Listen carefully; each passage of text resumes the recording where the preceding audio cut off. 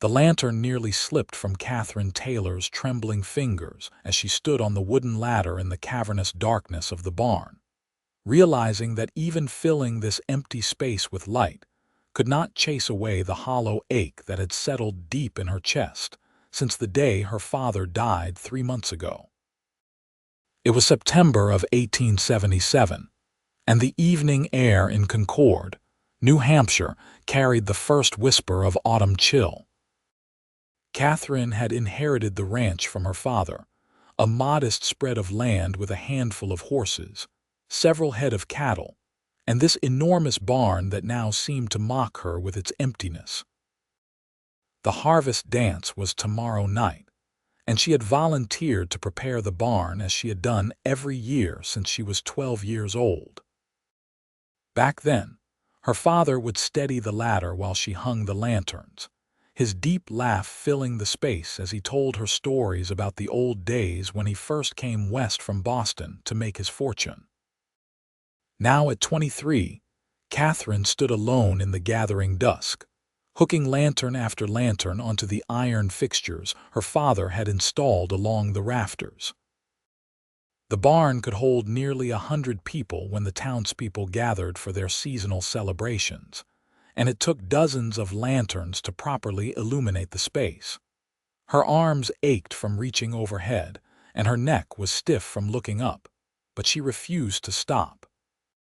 If she stopped, she would have to think about how alone she truly was. The sound of hooves on packed dirt made her pause mid-reach. Katherine turned carefully on the ladder, peering through the open barn doors into the dimming light outside. A rider approached slowly, silhouetted against the orange and pink sky. Her heart hammered in her chest. The ranch was isolated, sitting a good mile outside of town proper, and unexpected visitors after dark were rarely welcome in these times. The rider dismounted with easy grace, and as he led his horse closer to the barn, Katherine could make out more details. He was tall and lean, wearing a worn leather vest over a simple cotton shirt, dusty trousers, and scuffed boots that had seen considerable travel. A hat shaded his face, but she could see the dark stubble along his jaw and the weariness in his posture.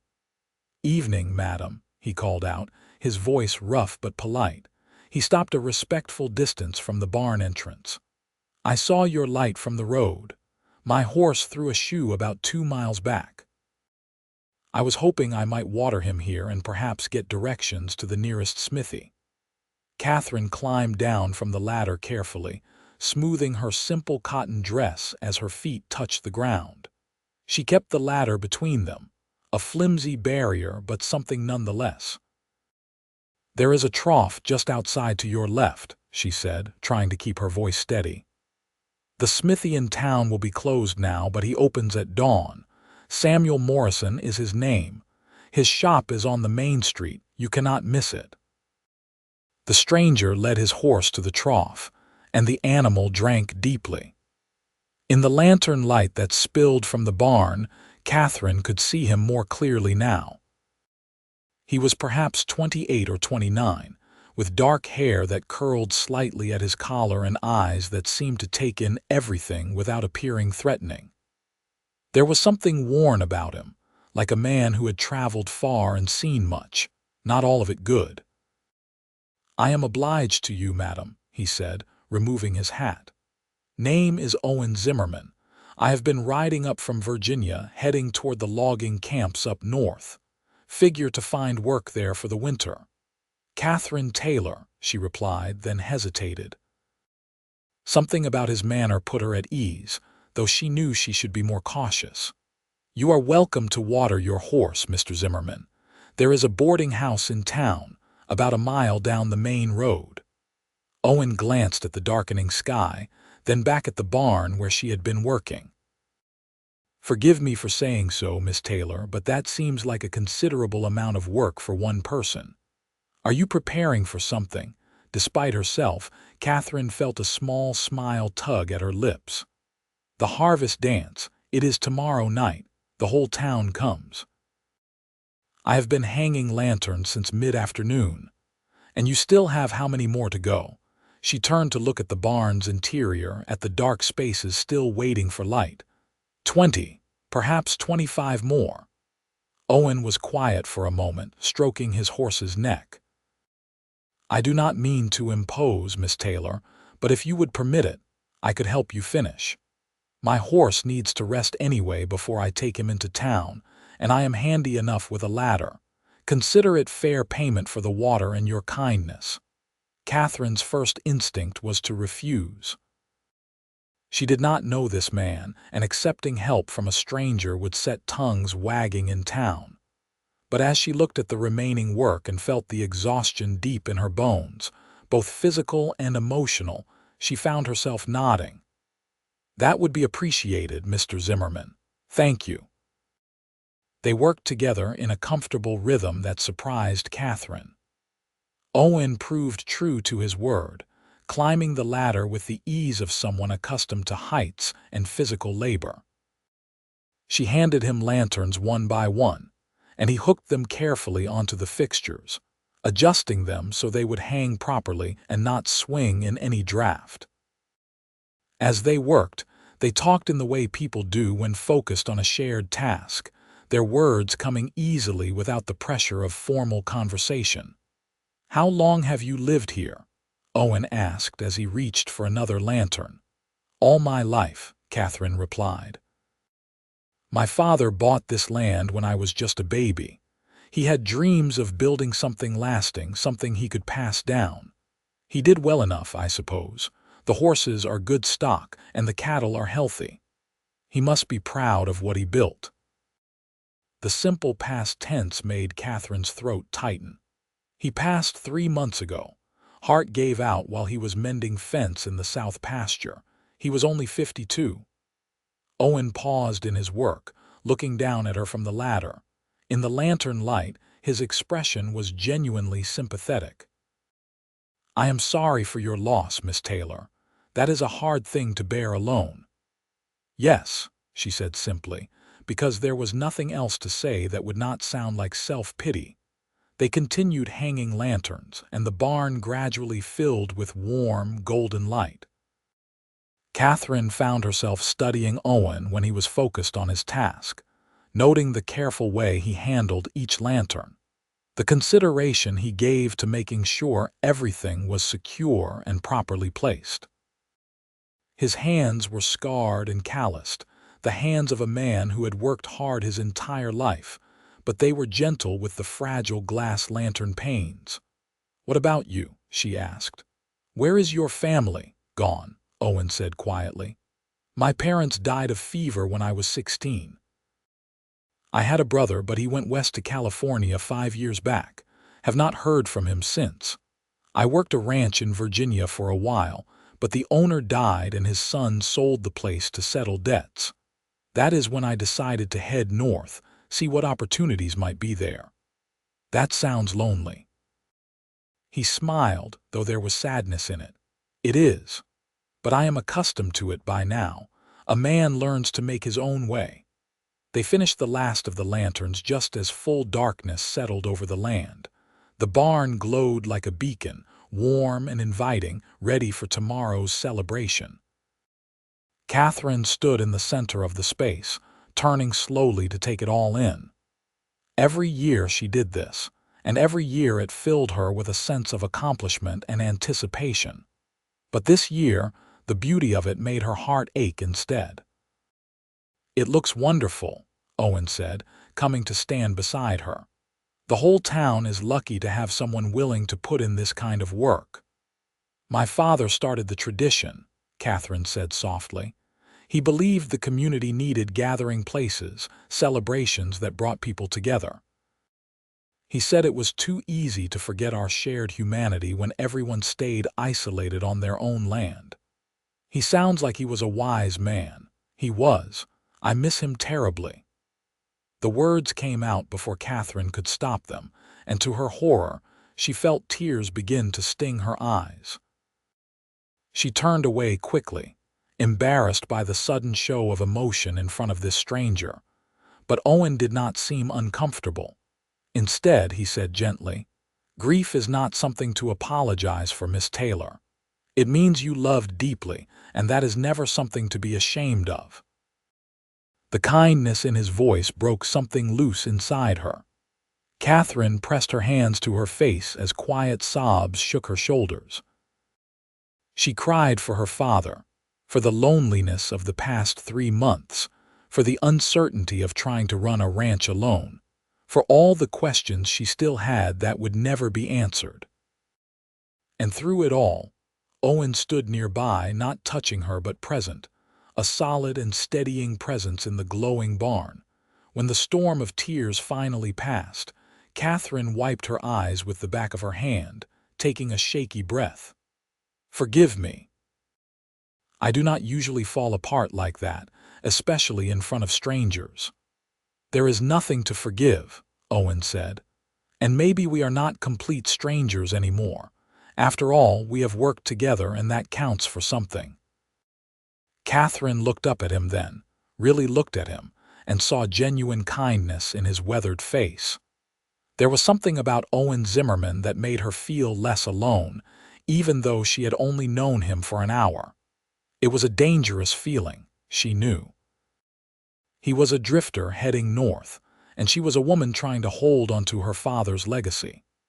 Their paths had crossed by chance and would diverge again just as randomly.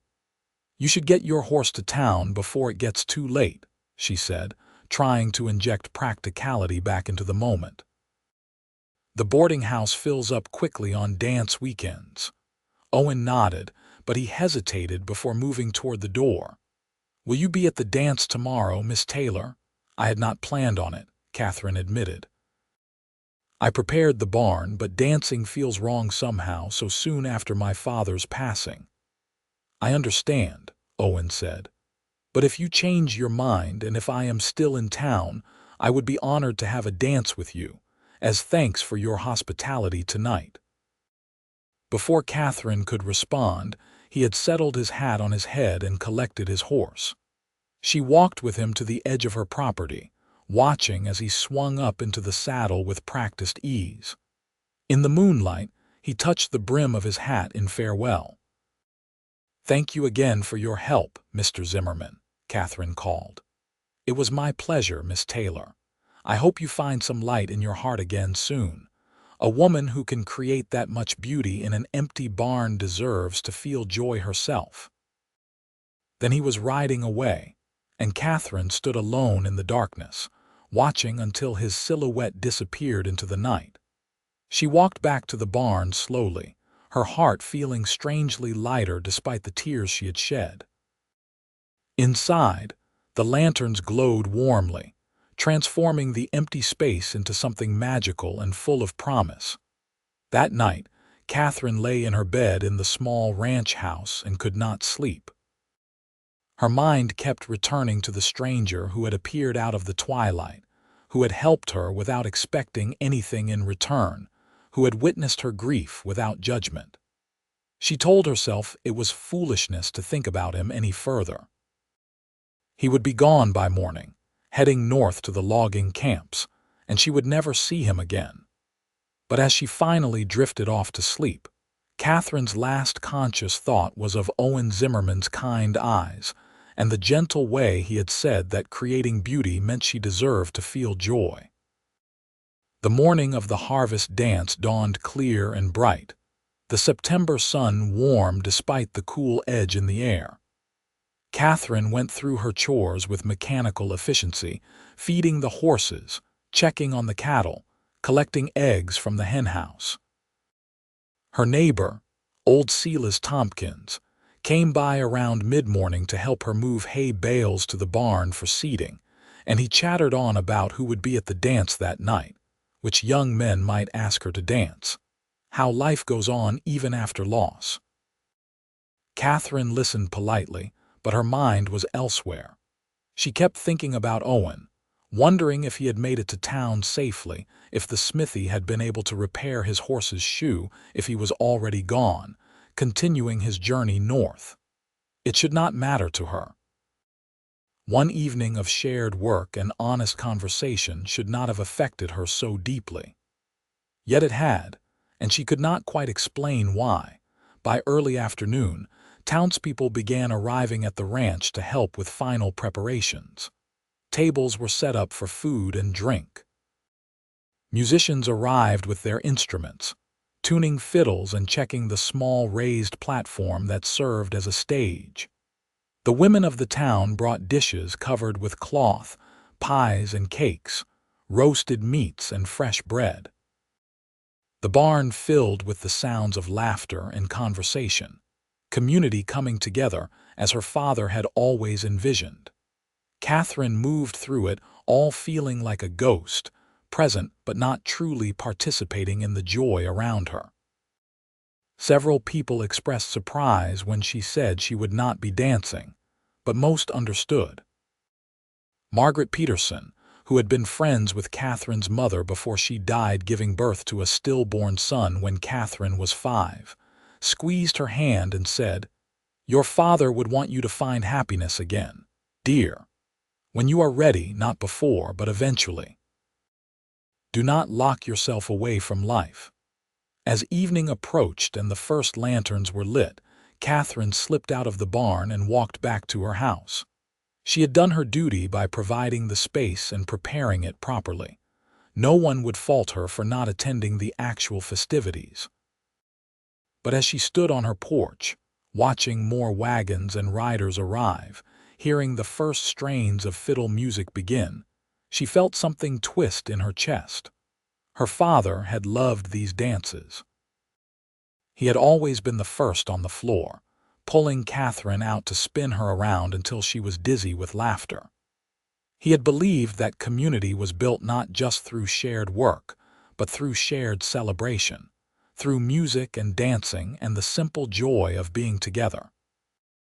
By hiding in her house, was she honoring his memory or betraying what he had taught her?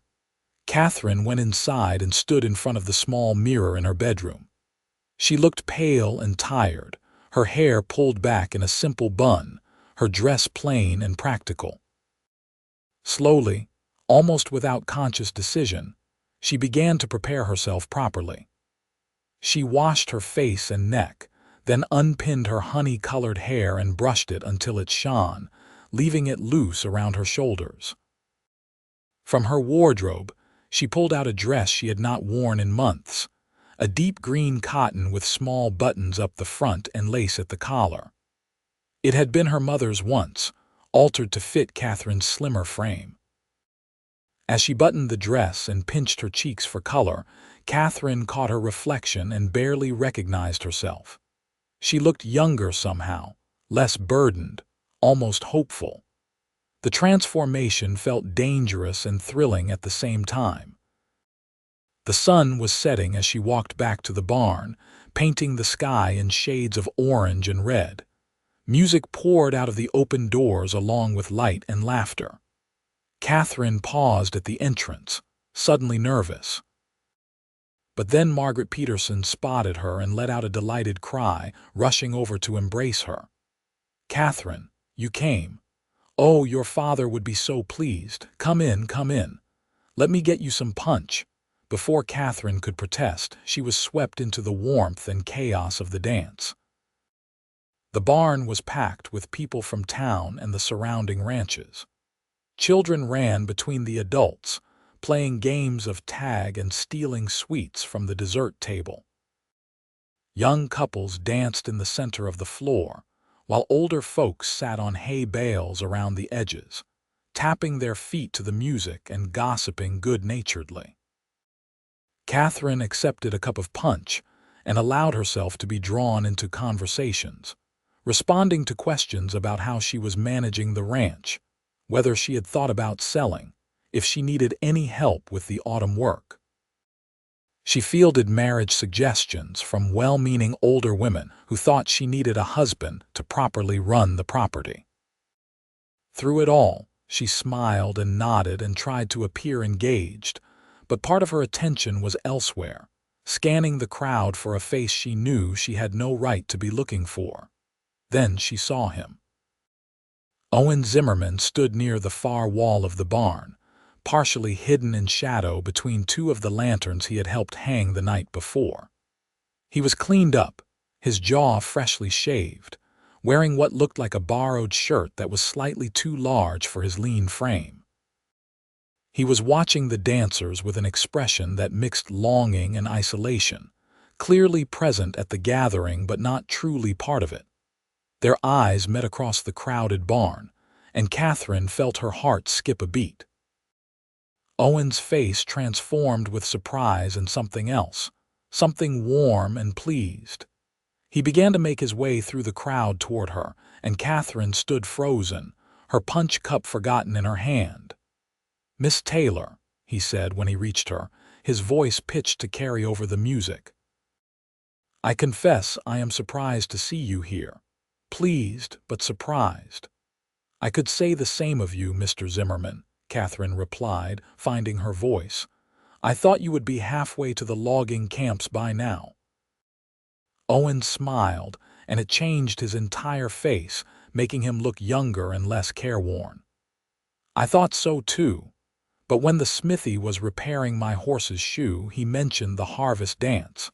Said it was the best celebration in this part of New Hampshire, not to be missed. I figured one more night would not hurt my prospects any, and I remembered what you said about your father believing in the importance of community gathering. Thought I should see what he meant." "And what do you think so far?" "I think he was right," Owen said simply. "There is something special about seeing all these people together, celebrating the harvest and each other. It reminds you that you are part of something bigger than yourself." The current dance ended, and the fiddle player called out for a waltz. Couples moved onto the floor, and Owen extended his hand to Katherine. "You mentioned last night that dancing felt wrong somehow, but may I say that it seems a shame to waste that dress on standing in the corner. Would you do me the honor, Miss Taylor?" Katherine looked at his outstretched hand, rough and scarred but honest, and made a decision that felt both terrifying and inevitable. She set down her punch cup and placed her hand in his. "Yes, Mr. Zimmerman, I would be honored." He led her onto the dance floor with confidence, one hand settling at her waist while the other held her hand gently. As the music began and they started to move, Katherine realized that Owen was an excellent dancer, leading her smoothly through the steps. She let herself relax into the rhythm, following his lead, and for the first time in 3 months, she felt something other than grief. "You dance well," she said, looking up at him. "My mother insisted I learn," Owen replied. "She said that a man who could not dance properly would never find a good wife. I am not sure her logic was sound, but I have always been grateful for the lessons." They danced through the waltz and then another, and Katherine found herself laughing at Owen's stories about learning to dance as a reluctant boy, stepping on his mother's toes and earning gentle scoldings. He asked her about the ranch, about her horses, about what life was like in Concord, and he listened to her answers with genuine interest. Other men had courted Katherine over the years, but most had been more interested in talking about themselves or assessing the value of her property. Owen seemed to actually care about her thoughts and experiences. When the musicians took a break, Owen fetched them both water, and they stepped outside the barn into the cool night air. The stars were brilliant overhead, undimmed by any city lights. They walked slowly away from the noise and crowd, not speaking, just enjoying the quiet companionship. "Thank you for this," Katherine said finally. "For helping with the lanterns last night, for coming to the dance tonight, for reminding me that life can still hold moments of joy." "I had forgotten that, I think." Owen was quiet for a long moment. When he spoke, his voice was soft but intense. "I should be thanking you, Miss Taylor. I have been drifting for months now, maybe years if I am honest with myself. Going from place to place, job to job, never putting down roots because it seemed easier to keep moving than to risk caring about something and losing it. But last night, working with you in that barn, Seeing how you were trying to honor your father's memory while dealing with your own pain, it reminded me that there are things worth staying for, people worth knowing. Catherine's breath caught in her throat. There was something in Owen's tone, in the way he was looking at her in the starlight, that made her pulse quicken. This was dangerous territory. She barely knew this man. He was a drifter with no prospects beyond hard labor in a logging camp. She was a landowner, a woman of property, however modest. The practical thing would be to thank him for a lovely evening and send him on his way with her best wishes for his journey. But Katherine was tired of being practical, tired of being alone, tired of feeling like the light had gone out of her life along with her father's last breath. "What if you did not go north?" she said, the words tumbling out before she could stop them. "What if you stayed here instead?" Owen turned to face her fully, his expression a mixture of hope and caution. "Stay here, in Concord, at my ranch," Katherine clarified, her heart hammering. "I need help, Mr. Zimmerman. I cannot run that property alone, not properly. The autumn work is coming, preparing for winter, and I am already behind. I can offer you room and board and a small wage. It would not be much, but it would be honest work, and you would not have to spend a winter in a freezing lumber camp." She could see the war of emotions on Owen's face, wanting to say yes but holding himself back. "Miss Taylor, Katherine, I would not want to damage your reputation. A single woman and a single man living on the same property, even with the best intentions, people will talk." "Let them talk," Katherine said with more bravery than she felt. "I need help, you need work. It is a practical arrangement. Besides, the ranch is large enough. You could have the small cabin down by the creek. My father used to house seasonal workers there. We would not even be in the same building." "Are you certain about this?" Owen asked, searching her face in the starlight. "You just met me yesterday. I could be anyone." "You are a man who stopped to help a stranger hang lanterns when he could have just ridden on by," Katherine said firmly. "A man who treated my grief with respect and kindness. A man who kept his word and came to a dance where he did not know anyone because he remembered what a dead man believed about community. That tells me more about your character than months of acquaintance might." Owen smiled slowly, and Katherine saw hope kindle in his eyes. "Then yes, Miss Taylor. I would be honored to work for you. I will do my best to prove your faith in me is not misplaced." They shook hands formally to seal the agreement, but Katherine felt the gesture transform into something more as Owen's rough palm pressed against hers. There was a connection between them, undeniable and growing stronger by the moment. She did not understand it, could not explain it, but she knew with bone-deep certainty that inviting Owen Zimmerman to stay was going to change her life in ways she could not yet imagine. They returned to the dance, and this time when Owen led her onto the floor, Katherine felt like she was floating. The other dancers seemed to sense something had shifted, and she caught curious glances from neighbors and friends. Margaret Peterson gave her an approving nod, and even Silas Tompkins, who usually disapproved of anything that might cause gossip, looked pleased. The dance went on until nearly midnight, and when people finally began to depart, calling out goodbyes and compliments on the celebration, Katherine and Owen worked together to help clean up. They extinguished lanterns, moved tables, swept the barn floor alongside other volunteers.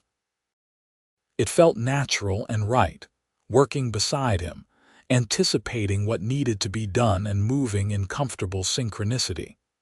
When the last wagon had departed and they were alone again in the barn, Owen said, "I should get my things from the boarding house. I can come back tomorrow if that suits you." "Tomorrow is fine," Katherine agreed. "Come around mid-morning. I will show you the cabin and we can discuss the work that needs doing." Owen mounted his horse, but before he rode away, he looked down at Katherine with an expression so warm it made her breath catch. Thank you for taking a chance on me. I promise you will not regret it." As she watched him ride toward town, Katherine stood in the doorway of the barn, surrounded by the lanterns that were slowly burning out one by one. She felt something unfurl in her chest, something she had thought died with her father. It took her a moment to recognize the feeling as hope. The next morning, Katherine woke with a sense of anticipation she had not felt in months. She dressed quickly and went about her chores with renewed energy. She cleaned the cabin by the creek, which had not been used since the previous autumn when her father had hired seasonal help for the harvest. It was small but comfortable, with a wood stove, a simple bed, a table and chairs, and a few shelves. She swept away cobwebs, aired out the bedding, and left fresh water in a pitcher on the table. Owen arrived just before noon, leading his horse and carrying a worn saddlebag that clearly contained all his worldly possessions. Katherine showed him the cabin, and she saw something in his expression that made her chest tighten. He was looking at the small space as if it were a palace, running his hand over the clean table, testing the stove, examining the bed with wonder. "It is not much," Katherine said, suddenly self-conscious. "It is perfect," Owen replied quietly. "I have not had a place of my own in more than 5 years. Thank you, Katherine." The use of her first name without her title sent a small thrill through her, intimate and personal. "You are welcome, Owen." They spent the afternoon touring the property, and Katherine explained what needed to be done. The south pasture fence needed extensive repairs. Several horses needed to be trained for winter driving. The roof of the main barn had loose shingles that would leak when the snow came. The cattle needed to be moved to pasture closer to the ranch buildings. The list seemed endless, and Katherine felt a familiar wave of overwhelm begin to crest over her. But Owen just nodded thoughtfully at each item, occasionally asking clarifying questions, making mental notes. "We can handle this," he said confidently. "It will take some time, but between the two of us, we can get everything ready before the first snow." That simple "we" made Katherine want to cry with relief. She had been carrying the burden of the ranch alone for so long, and having someone to share it with, even if he was a hired hand, made all the difference. They fell into a routine over the following weeks that felt both natural and healing. Owen proved to be an excellent worker, skilled with horses and cattle, competent at repairs, and willing to tackle any task no matter how dirty or difficult. He was up before dawn and often worked until after dark, always cheerful, never complaining. In the evenings, Katherine would sometimes bring dinner down to the cabin, and they would eat together, talking about the day's work, planning tomorrow's tasks, slowly learning each other's stories. Katherine discovered that Owen had a dry sense of humor that could make her laugh even after the most exhausting day. He learned that she had a talent for training horses, a patience and understanding that her father had nurtured from the time she was a young girl. They shared their griefs too, the losses that had shaped them, the disappointments and fears that came with uncertain futures. As September faded into October, and the leaves turned brilliant shades of red and gold, Katherine realized she was falling in love with Owen Zimmerman. It happened gradually, in small moments she barely recognized as significant until the cumulative weight of them became undeniable. The way he gentled a nervous horse with soft words and steady hands. The care he took in repairing the fence, making sure every post was solid and true. The small bouquet of autumn wildflowers he left on her porch one morning without explanation. The sound of his laughter carrying across the pasture. The way he looked at her sometimes when he thought she was not watching, his expression unguarded and full of longing. One evening in late October, after a particularly hard day of moving cattle, Katherine brought stew down to the cabin as usual. But this time, Instead of eating quickly and parting ways as they usually did, they lingered at the table, talking as darkness fell and the cabin grew cold. Owen rose to light the stove, and Katherine found herself standing too, moving to look out the window at the creek that rushed past in the moonlight. "I cannot believe it has been nearly 2 months since you arrived," she said softly. "Time has gone so quickly." Owen came to stand beside her at the window, close enough that she could feel the warmth radiating from his body. "It has been the best 2 months of my life," he said quietly. "I know that probably sounds foolish, given how hard we have worked, but it is true.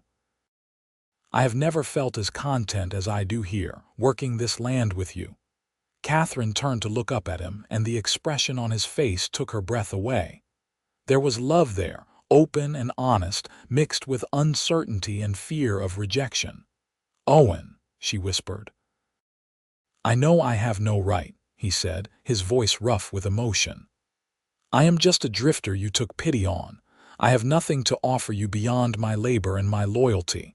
But Katherine, I have to tell you how I feel before I lose my courage. I love you.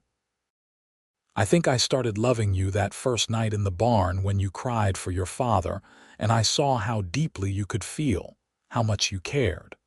I have fallen more in love with you every day since. I understand if you do not feel the same, if this is just a working arrangement for you. I will respect that and never mention it again if that is what you wish, but I had to tell you the truth." Katherine's heart was pounding so hard she thought it might burst from her chest. "You foolish, wonderful man," she said, tears springing to her eyes. "I love you too. I have been terrified to admit it, even to myself, because it seemed too fast, too impossible. But you brought light back into my life, Owen. You made me remember how to laugh, how to hope. You showed me that love can come unexpectedly and still be real and true and right." Owen reached up with trembling hands to cup her face, his thumbs brushing away the tears that spilled down her cheeks. "Are you certain? Because once I kiss you, Katherine Taylor, I am not going to want to stop. I am going to want to court you properly, marry you if you will have me, build a life with you on this land your father loved." "Yes," Katherine breathed. "I am certain I want all of that." Owen lowered his head slowly, giving her every chance to change her mind, but Katherine rose on her toes to meet him halfway. Their lips touched softly at first, tentative and sweet, then with growing passion as weeks of restrained longing finally found release. Katherine wound her arms around Owen's neck, and his arms came around her waist, pulling her close. The kiss deepened, and Katherine felt the world fall away until there was nothing but this moment, this man, this perfect rightness. When they finally broke apart, both breathing hard, Owen rested his forehead against hers. "I love you," he murmured. "God help me, I love you so much." "I love you too," Katherine replied, joy bubbling up inside her like a spring. "So what happens now?" Owen smiled, that transformation she loved that lit up his entire face. "Now I court you properly. I ask your permission to call on you at the main house, not just at the barn or cabin. I bring you flowers and walk with you in the evenings. I ask you to accompany me to church on Sundays so the whole town knows my intentions are honorable. And when enough time has passed that it is respectable, I ask you to marry me in front of everyone, so there can be no doubt about our commitment to each other." "That sounds wonderful," Katherine said, "but you should know that the town is already gossiping about us. Margaret Peterson asked me just last week when you were going to make an honest woman of me." Owen laughed. "Did she really?" "She did. And she approved wholeheartedly for what it is worth. She said you were clearly a good man and that my father would have liked you." "I wish I could have met him," Owen said seriously. "He raised an extraordinary daughter." They stood together by the window for a long time, wrapped in each other's arms, watching the moonlight on the creek and talking about the future. They spoke of the ranch and how they would run it together, of the changes they might make, of their hopes for children someday.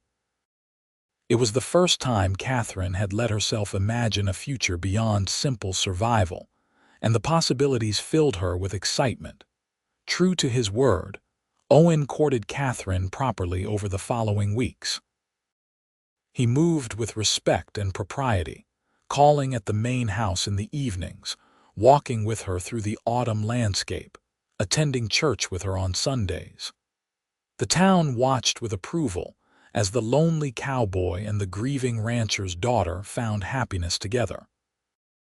There were still a few who thought it was too fast, too scandalous, but most people remembered Owen's kindness at the harvest dance and saw how Katherine glowed with renewed life. In early November, Owen asked Silas Tompkins, as the oldest and most respected rancher in the area, for permission to marry Katherine. Silas gave his blessing enthusiastically, saying that Katherine's father would have been pleased to see his daughter with a man who clearly loved both her and the land. Owen proposed on a cold November evening as they stood on the porch of the main house, watching the first snow of the season begin to fall. He did not have a ring yet, but he promised to buy one as soon as he had saved enough money. Katherine said yes before he even finished asking, throwing her arms around him and kissing him while snowflakes caught in their hair. They were married in the small church in Concord on a bright December morning, with most of the town in attendance. Katherine wore her mother's wedding dress, carefully preserved in a trunk for all these years. Owen wore a new suit that Margaret Peterson's husband had helped him purchase in Manchester, the nearest city. The ceremony was simple but deeply moving, and when the minister pronounced them husband and wife, Owen kissed Katherine with such tenderness that several women in the congregation dabbed at their eyes. The reception was held in the barn, the same barn where they had first worked together, where those lanterns had transformed empty space into warmth and light. As Katherine danced with her new husband, surrounded by celebrating friends and neighbors, she thought about that September evening that felt like a lifetime ago. She had been alone then, drowning in grief, going through the motions of preparing for a celebration she had no heart for. Owen had appeared out of the twilight like an answer to a prayer she had not known how to voice. He had helped her hang lanterns, and in doing so, he had brought light back into her heart, showing her that life could hold joy again, that love could bloom even in the darkest seasons. As winter settled over New Hampshire in earnest, Owen and Katherine worked together to keep the ranch running. It was hard work, made harder by the snow and cold, but they faced every challenge as partners. Owen proved to be more than just a hired hand or even a husband. He had ideas for improving the ranch, expanding their horse breeding operation, perhaps adding more cattle in the spring. Katherine listened to his suggestions and contributed her own, and together they began to build something that was truly theirs, not just an inheritance from her father, but a legacy they were creating together. Their first year of marriage was not without difficulties. Money was tight, and there were times when they worried about making it through to spring. A hard freeze in January killed several chickens, and they lost a cow to illness in February. Owen injured his hand badly while repairing a fence and could not work for nearly 2 weeks.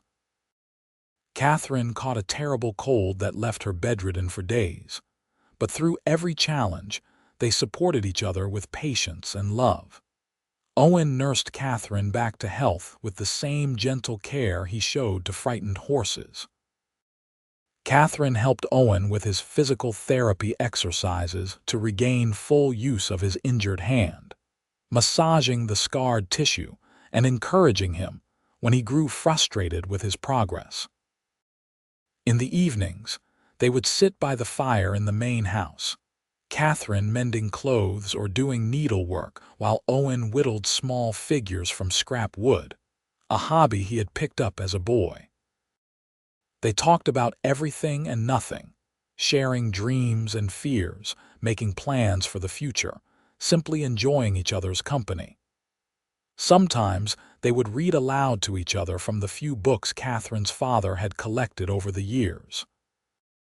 Other times they would just sit in comfortable silence, finding peace in shared presence.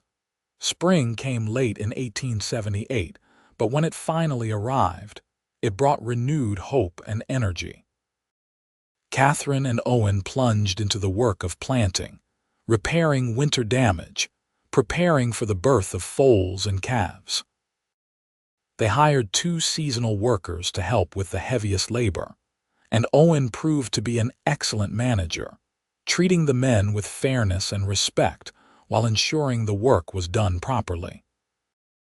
One evening in May, as they sat on the porch watching the sunset paint the sky in shades of pink and orange, Katherine reached for Owen's hand and said, "I have news." Owen looked at her, and she saw the exact moment comprehension dawned in his eyes. "Katherine, are you telling me what I think you are?" She nodded, unable to speak past the lump in her throat, tears of joy streaming down her face. Owen let out a whoop of pure happiness, sweeping her up in his arms and spinning her around before carefully setting her back down as if she were made of glass. "We are going to have a baby," he said, his voice full of wonder. "Katherine, we are going to be parents." "Yes," she laughed through her tears. Around November, the doctor thinks. Owen dropped to his knees, wrapping his arms around her waist and pressing his ear to her still flat stomach. "Hello in there, little one. Your mother and I cannot wait to meet you." The pregnancy progressed smoothly, though Katherine found the summer heat exhausting. Owen became even more protective, refusing to let her do any heavy work and fretting over her health constantly.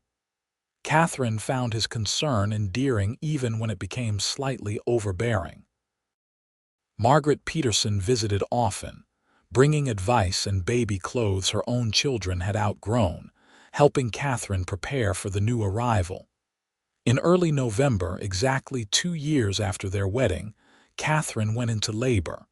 It was long and difficult, lasting nearly 20 hours. Owen stayed by her side the entire time, holding her hand, wiping her brow, murmuring encouragement and love.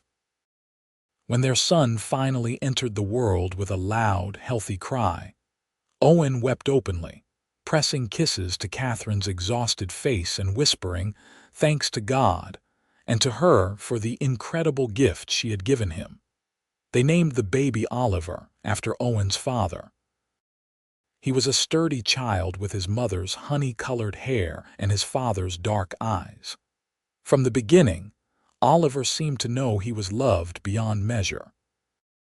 Owen proved to be a devoted father, walking the floor with Oliver at night when he could not sleep, changing nappies without complaint, singing lullabies in his rough but gentle voice. As Oliver grew from infant to toddler, the ranch prospered. Word spread about the quality of the horses Katherine and Owen bred and trained, and buyers came from as far away as Boston and New York. They were able to hire permanent help, 2 young men from town who were eager to learn the ranching trade. The cattle herd expanded. They added chickens and pigs, making the ranch more self-sufficient, but more importantly, their home was filled with love and laughter. Oliver toddled after his father through the barns, learning to love horses before he could barely walk. Katherine sang as she worked, happy in a way she had never imagined possible during those dark months after her father's death. Owen had integrated completely into the community, serving on the town council, helping neighbors with difficult tasks, becoming a man people respected and trusted.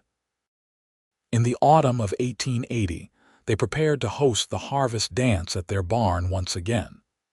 It had become tradition that the dance rotated between several of the larger ranches, but this was the first time it would be at their place since Katherine and Owen had married. They worked together to hang the lanterns, just as they had on that fateful September evening 3 years before, though now Oliver played at their feet, examining each lantern with serious concentration before they hung it. "You remember that night?" Katherine asked as Owen climbed the ladder. Oliver balanced on his hip because the boy had cried when his father tried to set him down. "Every moment," Owen replied, carefully hooking a lantern one-handed while keeping Oliver secure. "I remember thinking you were the saddest and most beautiful woman I had ever seen, hanging those lanterns all alone in this enormous barn. I remember wanting to help you, though I could not have explained why. I just knew I could not ride past and leave you struggling by yourself." "I thought you would be gone by morning," Katherine admitted. "I tried to convince myself it did not matter, that one evening with a kind stranger should not affect me so deeply. But you had already started to change something in my heart." Owen climbed down the ladder and set Oliver on his feet, watching as the toddler immediately ran toward a barn cat that had appeared. "I could not leave," he said, turning back to Katherine. "Even before you offered me work, I knew I would find some reason to stay. I had spent years drifting because I was afraid of caring about something and losing it, like I lost my parents and my brother and my home. But you made me realize that a life lived in fear of loss is not really living at all. You taught me that love and commitment and building something lasting is worth the risk." Katherine moved into his arms, and they stood together in the barn that had witnessed the beginning of their love story, surrounded by lanterns that glowed with warm promise. "You brought light to my heart," she said softly. "When everything felt dark and hopeless, you appeared and reminded me that life could be beautiful again. And you gave me a home," Owen replied, kissing her forehead. "Not just this ranch, but a real home with you and Oliver, with purpose and belonging and love." The dance that night was a tremendous success. The whole county seemed to turn out, filling the barn with music and laughter and the stomping of many feet.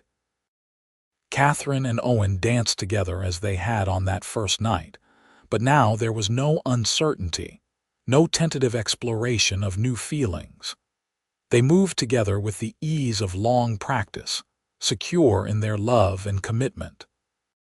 When Oliver grew tired, Margaret Peterson took him into the house to put him to bed, and Katherine and Owen slipped outside for a moment of quiet. They walked to the spot where Owen had proposed, where they had stood and watched the first snow fall together. "I have been thinking," Owen said, "about expanding the horse breeding operation. There is a stallion for sale over in Vermont, excellent bloodlines, and I think he would improve our stock considerably. It would be an investment, but I believe it would pay off." Katherine considered this, trusting Owen's judgment in horse matters. "If you think it is wise, then I support it. We have done well these past years. We can afford to take some calculated risks." "We make a good team," Owen said, pulling her close. "The best team," Katherine agreed.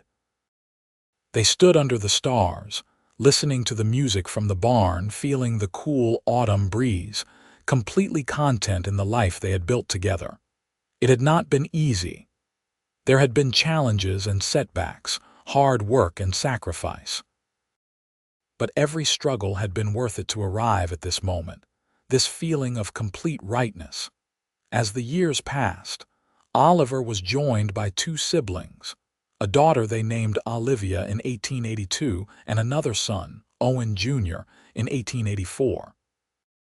The ranch continued to grow and prosper, becoming one of the most respected horse breeding operations in New Hampshire. Owen's reputation as a skilled horseman and fair businessman spread throughout the region. Katherine became known for her training methods, particularly with difficult horses that others had given up on. They faced their share of difficulties, as all families do. There were years when drought threatened their livelihood, and other years when disease swept through the livestock. Owen broke his leg badly in 1885 when a horse threw him, and Katherine managed the entire ranch alone for 3 months while he recovered. Their daughter Olivia was a sickly child who required constant care and attention for the first few years of her life. But through everything, their love remained the foundation upon which everything else was built. They never forgot what they had learned in those early days, that partnership and trust and genuine affection were more valuable than any amount of money or success. They made time for each other, for their children, for the community they were part of.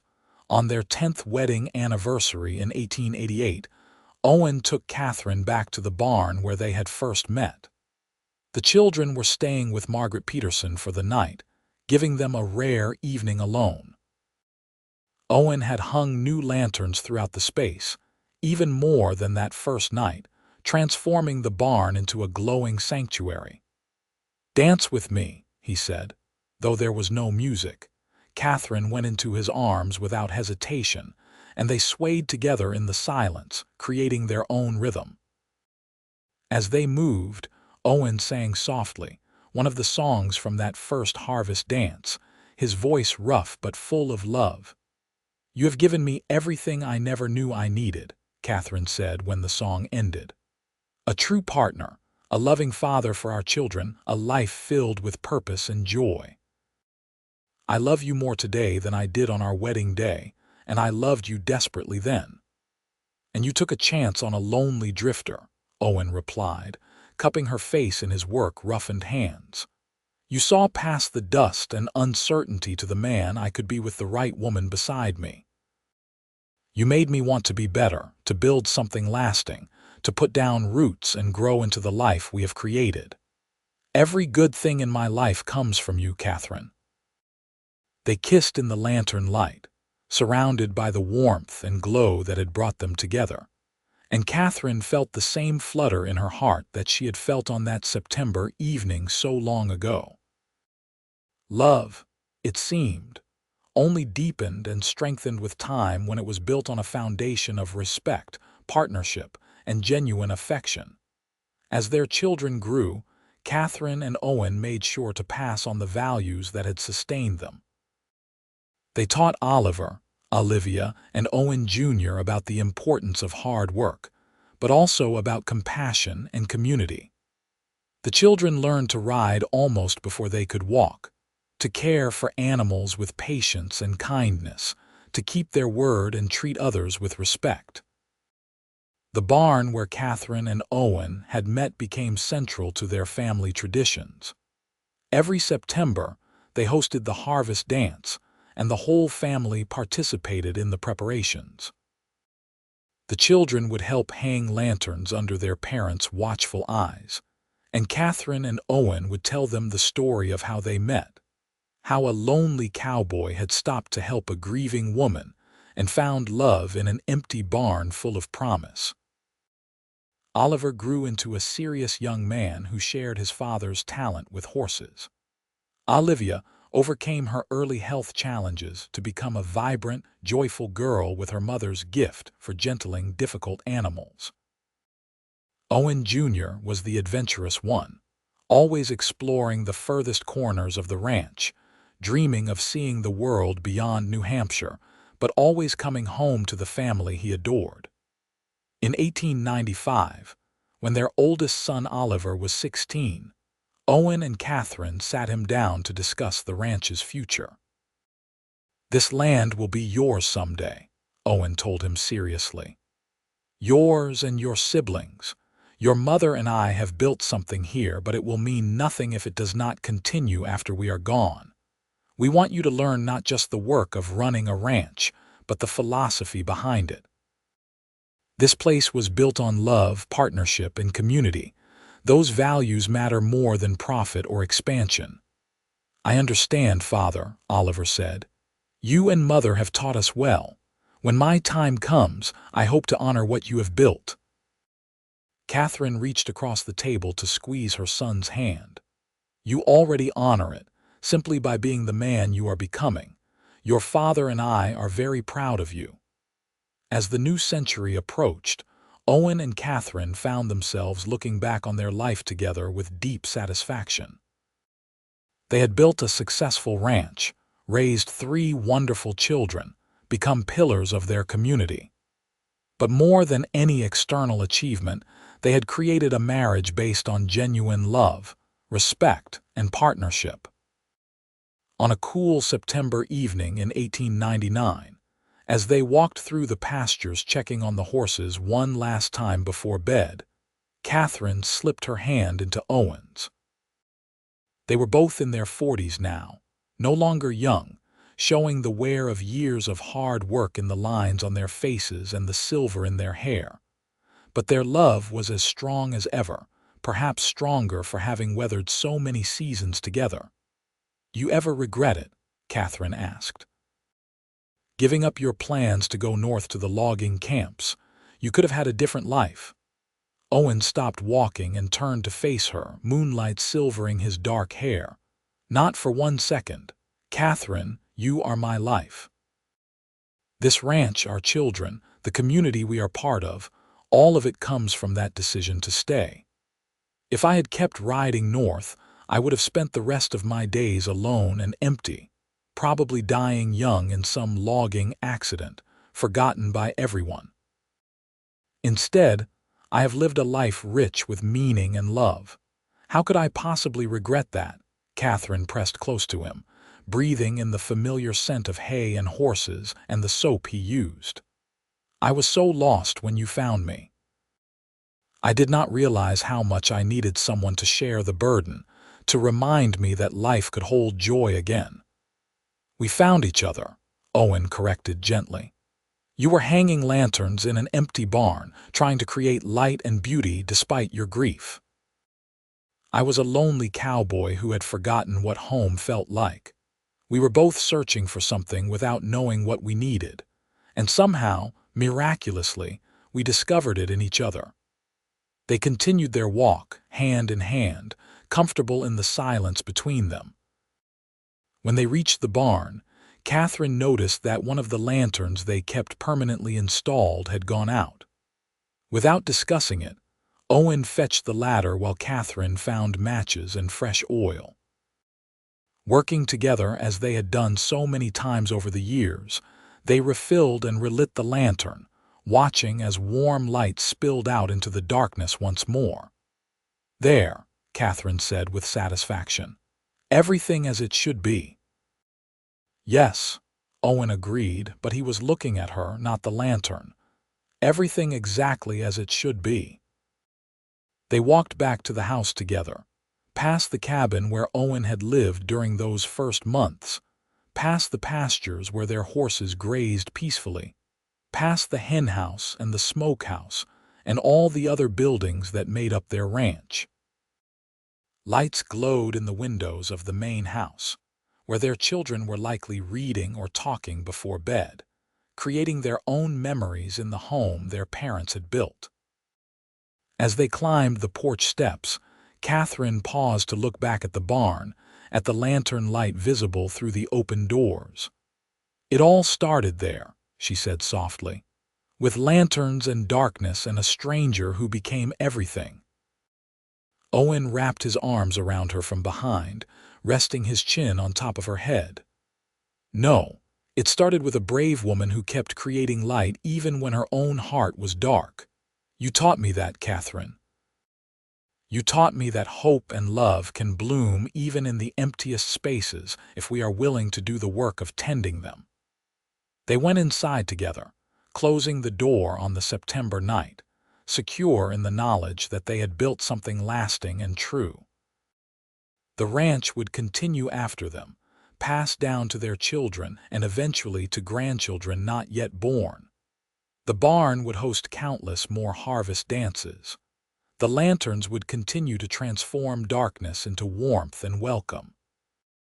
But the real legacy Owen and Katherine left was not measured in acres or livestock or successful business ventures. It was measured in love freely given and gratefully received, in partnership that weathered all storms, in the choice to stay and build rather than drift and abandon. It was measured in 3 children who grew up secure in their parents' affection, in a community strengthened by their example, in hundreds of small moments of kindness and connection that rippled outward in ways they would never fully know.